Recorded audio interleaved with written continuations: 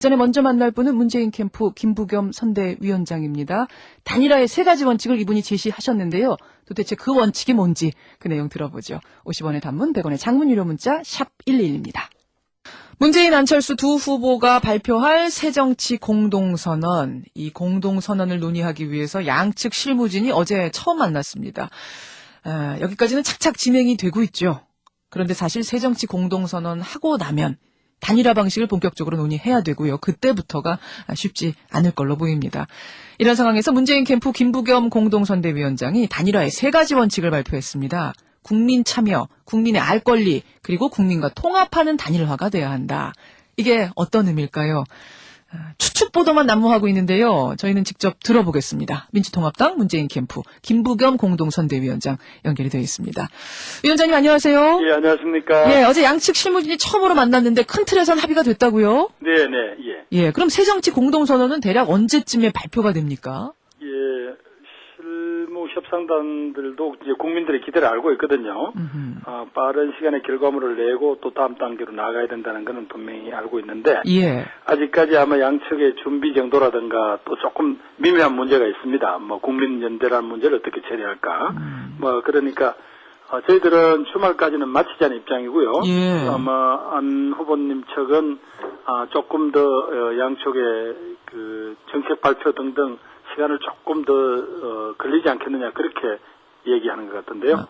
일단은 이번 주까지는 맞춰야 그 다음에 또 단일화 협상에 들어가야 되니까. 네네. 그것 때문에 시간이 그 정도 돼야 된다라고 보시는 거군요. 네네. 지금 말씀하시는 중에 국민연대는 어떻게 처리할까 이 부분 놓고서 좀 진통이 있다고 하셨어요. 네네. 이야기가 나온 김에 국민연대 얘기부터 좀 해보죠. 지난 6일에 두 후보가 만났을 때 국민연대 만들겠다는 것까지는 합의를 했는데, 그러니까 말하자면 누구로 단일화가 되든지 그 지지자들, 상대 지지자들이 떠나지 않도록 하는 어떤 조직체를 만들자는 건데, 이게 어떤 형태가 될 거라고 보십니까? 글쎄, 가장 우리 국민들이 생각하기에 가장 튼튼한 연대는 같은 당을 하는 거죠. 그러나 지금 양 지지층들이 정당을 보는 눈은 근본적인 차이가 있다는 걸 인정해야 되거든요. 그러면 어떻게 국가를 운영할 거다라는 어떤 믿음을 준 방법이 뭘까? 예. 그게 이제 현 단계에서는 기존 정당을 불신하는 분들의 지지를 많이 받고 계시는 안 후보 측하고, 예. 좋든 싫든 비판을 받고 있지만 기존 정당인 제 민주당 측하고 사이에 아마 공통분모를 엮는다면 뭘까? 그게 아마 국민연대의 이름이 아닐까 하는데, 그러면 최종적으로 어떤 모습으로 드러날까요? 라고 했을 때, 예. 두 분께서 열어놓고 생각을 하자. 모든 가능성을 놓고. 지금 그렇게 됐으니까, 아직 그 내용은 아직까지 지금부터 채워나가야 되는 거죠. 결국 강한 형태의 연대. 그러니까, 강한 형태의 결합. 그럼 이게 어떻게 신당이나 혹은 신당 직전의 모습까지 가는 건가요?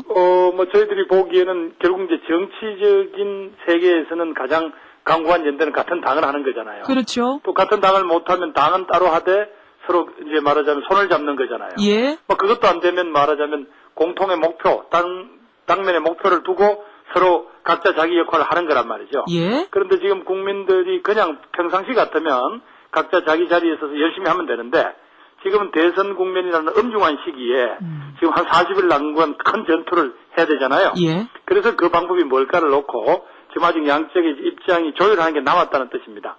김부겸 위원장께서는 개인적으로는 어떤 방법이 가장 큰 전투를 놓고 효율적이라고 보십니까? 저는 양측이 결국 이제 당이 되어서 서로 연대도 하고 결합을 하는 게 제일 좋은 방식이라고 저는 생각합니다. 예. 그런데 지금 시기적으로 40일밖에 남지 않았기 때문에 예. 어느 것이 현실적으로 가능한지 또 어느 것이 양쪽 지지자들에게 설득력 있게 두 세력을 결합시킬 것인지 또 국민들이 납득할 것인지 이런 문제 고민을 해야 되니까 제 답변은 조금 뒤로 미루겠습니다. 안철수 후보가 민주당에 입당하는 방식의 연대도 아직 유효하다고 보세요? 저는 만약에 안 후보가 단일 후보가 되신다면 그런 가능성도 검토해 주셔야 됩니다. 이 문제는 안 후보를 지지하시는 분들 중에서 이 기존 정당이라면 몸서리를 치는 분들 말이죠. 예. 무당파 지지층들이 조금은 전략적으로 생각해 주셔야 됩니다. 왜냐하면 그냥 이 폼으로 하는 게 아니잖아요. 단일화라는 게. 이게 대선에서 이기기 위한 단일화인데. 예. 그러면 현행 선거법상 말하면 후보를 못 낸 정당은 사실상 아무것도 할 게 없습니다. 거의 사실은 열중시해서 해야 되거든요. 예. 아니면 선거법 위반이 되고. 그런 상황에서도 과연 이기기 위한 연대를 할 때 안 후보의 일종의 무당파 지지층들이 그런 정도는 좀 전략적 사고를 해주시면 어떨까. 그런 마음이죠, 뭐. 그러면은 이렇게 정리가 되네요. 대선 전에 뭐 신당을 만들 수 있다면 혹은 신당 약속이라도 할 수 있다면 누구로 후보가 단일화되든 문제가 없는 거고 만약 그렇지 않은 상황에서 안철수 후보로 단일화가 되면 안철수 후보가 민주당에 들어와 주셔야 되는 거고 이런 입장이신 거군요. 뭐 적어도 저는 그 정도의 전략적 결단은 하실 수 있어야 되고 또 안 후보를 지지하는 층도 그런 정도는 감내하셔야 예. 지금은 이제 현실 정치입니다. 그리고 대선이라는 큰 말하자면 뭐 전투라고 했습니다만은 거기서 어떤 세계관을 놓고 또 대한민국 미래를 놓고 큰 경쟁을 하는 거잖아요. 예. 그렇다면 어떤 자신은 정당을 싫어한다든가 정치인들을 혐오한다든가라는 어떤 그런 감상적인 마음들은 한 번은 접어주셔야 되는 거 아닌가. 뭐 저는 그렇게 생각하는 거죠. 알겠습니다. 김부겸 공동선대위원장 만나고 있습니다.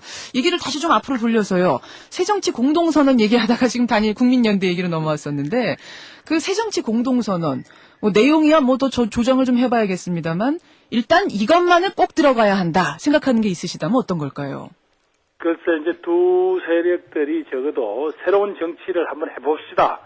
기존 정치가 국민들에게 불신받는 이유를 잘 알았습니다. 그러면 이제 그것은 결국 정치인들이 기득권을 꽉 움켜쥐는 거, 그거 내려놓겠다는 거거든요. 예. 새정치 공동선언에 어떤 그 큰 대강이라는 거는 뭐 큰 차이가 없을 거라고 봅니다. 근데 문재인 후보는 어제 그러셨어요. 이 실무 협상 과정에서 민주당의 많은 희생이나 아픔을 요구하는 것들이 있을 수 있다. 그래서 이것을 두고서 결국은 지금 아직 해결이 안 된 채 수면 밑에서 끓고 있는 거 있죠. 이해찬 대표, 박지원 원내대표, 이 지도부 총사퇴론. 이 부분에 대해서 어떻게 해결을 하는 것을 생각하시는가? 저는 적어도 정치적으로 서로 뭔가 연대, 나중에 서로 서로 함께 만나자고 약속한 어떤 그런 두 정치 세력이 만나서 다짜고짜로 상대편에 누구 빼 뭐 이런 방식의 어째 보면 조금 무례할 수 있는 그런 요구를 하실 것 같지는 않습니다. 그렇게 보시면. 다만 민주당이 좀 스스로 변하는 모습을 보여야 당신들과 함께 하기가 좋지 않겠냐 뭐 이런 정도 요구를 하시겠죠. 예. 그러나 이해찬, 박지원 두 분 퇴진 문제는 저희 민주당에서 이 단일화 국면으로 접어들면서 예. 그것은 억지로 밀어내거나 등을 치는 방법이 돼서는 안 되지 않느냐라는 분위기가 당내에 있습니다. 억지로 밀어내진 않는다. 그렇다면은 그분들이 혹시라도 자진 사퇴를 하시면 하시는 거고 아니라면 이대로 끝까지 대선까지 가는 것이다 이런 말씀이시군요. 그렇게 너무 정치공학적으로 보실 문제는 아니고요. 예. 적어도 지금 민주당의 운명은 이제는 두 분의 퇴진이라든가 거기에 대한 국민의 불신을 해소한다 이런 문제보다는 단일화를 어떻게 잘 이루어내서 정치인들만의 잔치가 아니라 예. 국민들이 기대하는 어떤 미래가 그려질 수 있다. 그걸 보여주는 데 있는 거죠. 알겠습니다. 사실 정치 쇄신안 요 공동선언의 내용 정하는 것보다 더 어려운 게 단일화 방식 논의일 텐데요. 네네. 김부겸 위원장이 마침 세 가지 원칙을 내놓으셨어요. 첫째, 네네. 국민 참여를 보장하자. 예. 둘째, 국민의 알 권리를 충족시키자. 예. 셋째, 국민과 통합하는 단일화야 한다. 맞죠? 예, 그렇습니다. 첫째, 국민 참여 보장하려면 이거 어떻게 해야 되나요? 그래서 이제 국민들이 여기 의견을 표시할 수 있는 우리 기회를 열어야 된다고 봅니다. 다짜고짜로 어제 일부 언론에 모바일 도입하자는 거냐 그렇게 나왔는데 그게 아니고 국민들을 이 과정에서 어떤 형태로 그분들의 의견을 개진할 창구를 열어야죠. 예를 들면 그분들한테 어떤 방식으로 할까요? SNS를 열어서 의견을 광범하게 모아본다든지 그러니까 양쪽의 정치적인 공학이나 유불리로만 이 문제를 판단하지 말고 예. 국민들을 거기서 의견을 듣고 또 그런 분들의 많은 의견에 따라서 결정을 해 나가자 그런 뜻이죠. 방법을 정하는 것을 국민들 참여로 하자. 예, 방법 정하는 것부터 국민들의 의견을 받자는 거죠. 예. 거기서 받아서 유력한 방식으로 그러면은 단일화를 하자. 그렇죠. 근데 거기 그렇게 받다 보면 말입니다. 아무래도 조직이 있는 쪽에서 움직이면은 더 많은 의견이 나오지 않겠어요? 민주당 지지자들이 움직이면? 그렇지는 않죠. 지금 보면 안 후보를 지금까지 이제 바치고 있는 강고한 힘은 오히려 자발적 시민들의 힘 아닌가요? 예. 또 이쪽에 젊은 청년들의 또 그런 힘이기도 하고 그래서 이제 거기서 어떤 편견을 가질 필요가 없습니다. 그리고 두 분이 이야기하셨다시피 이 모든 세세한 이야기는 두 분의 어떤 정말 한국 정치를 한번 바꿔보자는 이 담대한 합의를 넘어설 수는 없거든요. 예. 항상 그 가치 하에서 어떤 방법이 좀 더 말하자면 국민들의 더 많은 동의를 받는 방법일까 그 고민인 거죠. 그렇군요. 네. 지금 안철수 후보 측의 정현순 대변인은 어제 어떤 이야기를 하셨냐면 창의적인 방식, 상상력이 동원된 방식이 될 것이다. 이른바 제3의 방식을 이야기했다. 이렇게 보도가 되고 있는데 어떻게 생각하세요? 제3의 방식. 그래서 뭐 제3의 방식이 됐든 창의적 방식이 됐든 어떻게 됐든 간에 국민들한테 의견을 물어보면 정말로 다양한 이야기가 많이 나올 겁니다. 그래서 국민들이 그냥 어느 날 자기가 지지하는 후보가 뭐 여론조사를 해서 한 이틀 하더니 그냥 나 졌다. 그 뭐 양 지지층들이 쉽게 납득하고 이 다음 단계로 이렇게 정서가 이동하기가 쉽지 않을 거예요. 그죠?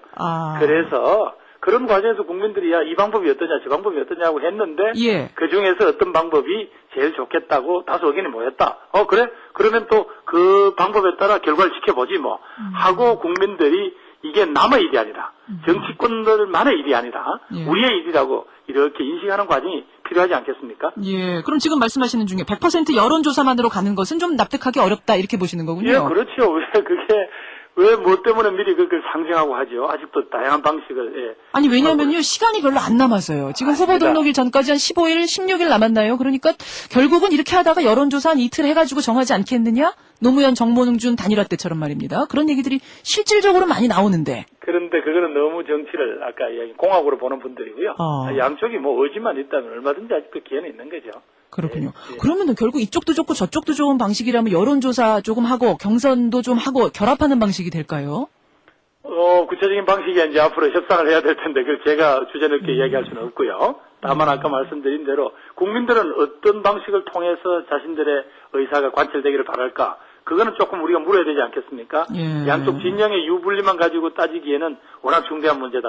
저는 그렇게 생각하는데요. 어떻게 물으실 거예요? SNS 통해서? SNS나 뭔가 각 홈페이지라든가 홈페이지 블로그라든가 다 열어놓으면 예. 좋은 어떤 아이디어가 샘솟을 거라고 저는 믿습니다. 시간적으로 될까요? 이거 그러면 며칠 동안 받고 다시 논의하고 경선단 꾸리고 관리인 꾸리고 뭐 이거 보통 일이 아닐 텐데. 아이고 한 이틀 하면요 충분히 그게 된다 저는 그래 보는 거죠. 그렇게 보시는군요. 두 번째 국민의 알 권리를 충족시킨다. 이거는 그 TV 토론을 좀 해서 보여주자. 그러고 나서 결정하자 이런 건가요? 네, 뭐 그런 TV 토론도 한 방식이 되겠고 또 두 분께서 지금까지 많이 해오시던 이제 뭐 타운홀 미팅 방식으로 토크 콘서트를 뭐 전국을 한 서너 개로 나누어서 해본다든가 예. 이렇게 해서 국민들이 두 후보하고 좀 더 밀착형으로 그래서 서로 자기가 지지하지 않는 후보에 대해서도 조금 알고 계셔야 될 거 아니에요. 그렇군요. 그래야 아까 이야기한 어느 후보로 단일화 되더라도 예. 시너지가 생긴다고 보는 거죠. 그 부분에 대해서는 지금 안철수 후보 측에 어느 정도 답변 들으셨습니까? 뭐 크게 어긋날 문제는 아닐 것 같은데 의견이. 아직